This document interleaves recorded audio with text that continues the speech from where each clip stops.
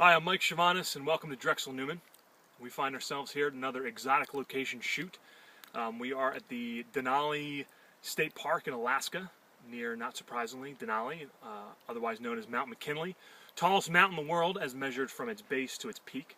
Go ahead and pan around, show our audience the view.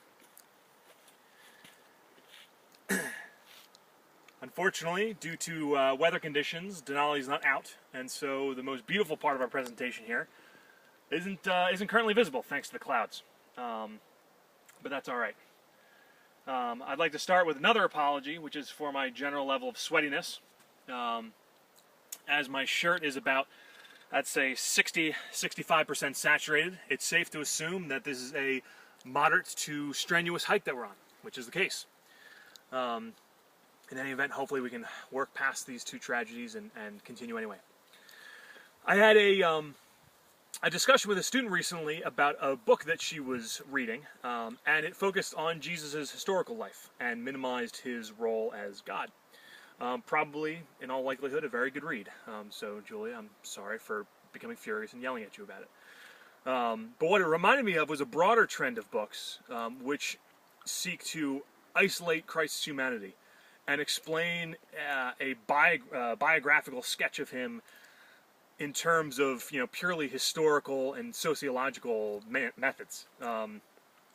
And it's trended to do this now because it means that you can simultaneously be open to the person of Jesus Christ and claim to have educated yourself about him, which makes you tolerant, but also reject the more unpopular teachings of Christianity and to reject those who teach them, which makes you smart. Suffice it to say, I don't think it paints a very good picture of who Jesus was, or at least a very complete one.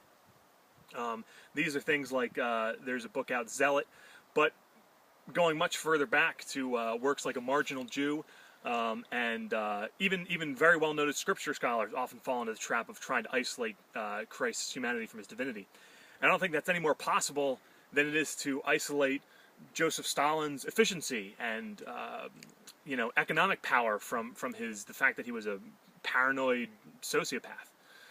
All the more so in Jesus' case because he was God. Jesus was a man of extremes.